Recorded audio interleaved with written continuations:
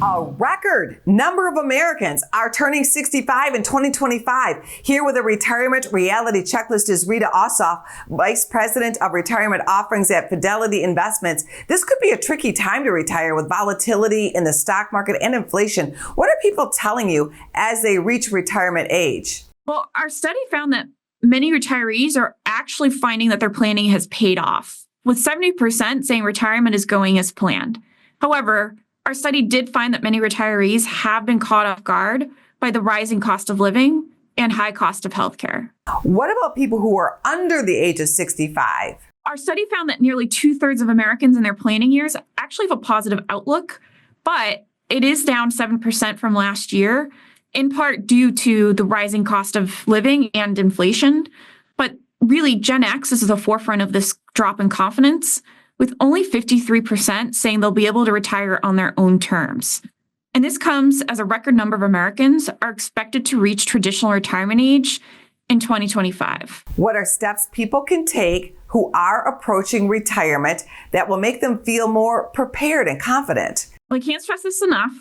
Having a retirement plan is crucial to helping people reach and live in retirement, and one that can withhold different market conditions, such as inflation or any sort of market activity, is really key. And so how does that come into motion? Well, you should have a diversified income plan where essential expenses are covered by guaranteed income sources that can keep up with inflation. So think Social Security and annuities.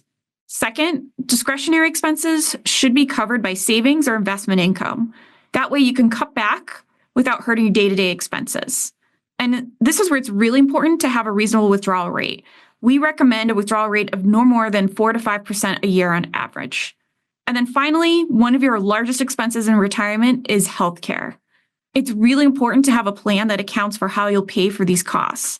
You'll want to understand your Medicare strategy, what it covers and not cover, and how you'll fund any long-term care needs. Has retirement planning changed from generation to generation?